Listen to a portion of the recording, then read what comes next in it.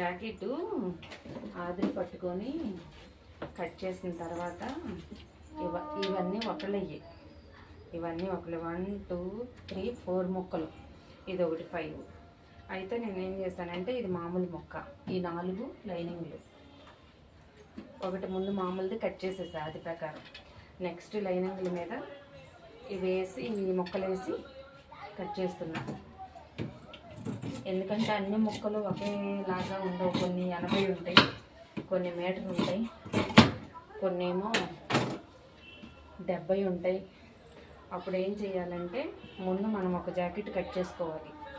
వాళ్ళు ఇంట్లో ఎవరన్నా పెట్టిన ముక్కలు తీసుకొస్తారు కదా, అప్పుడు అన్నీ ఒకే కొలతలతో మీటర్ ముక్కలు ఉండనప్పుడు మనము ముందు ఒక ముక్క కట్ చేసేసుకుంటే దాన్ని బట్టి మిగతా ముక్కలు సెట్ చేసుకుంటే సరిపోద్ది. అందుకని మామూలు ముక్క చాలా చిన్నగా ఉంది, ముందు మామూలు ముక్క కట్ చేసేసా, సరిపోయింది.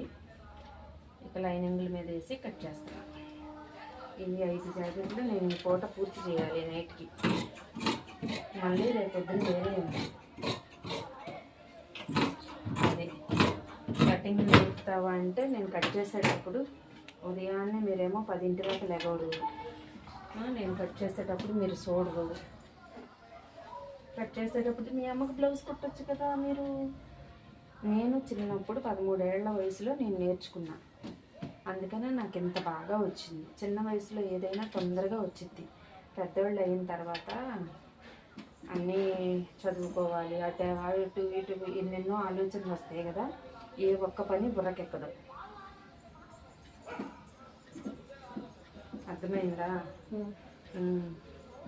నేనైతే నీ వయసు అప్పుడే మా అమ్మ పొలం నుంచి వచ్చేసరికి అన్నం వండేదాన్ని, ఇల్లు ఉడ్చేదాన్ని, అంటులు తోమేదాన్ని, నీళ్లు పొయ్యి మీద పెట్టేదాన్ని, పొలాల పొయ్యి మాకప్పుడు.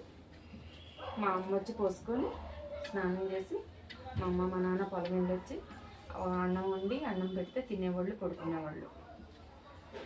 నేను కూడా కొంచెం వయసు 10 ఏళ్ళు అలా 11 ఏళ్ళు వచ్చిన తర్వాత మా అమ్మతో పాటు నేను కూడా పొలం వెళ్ళాను. అది సంగతి. అర్థమైందా బాపు?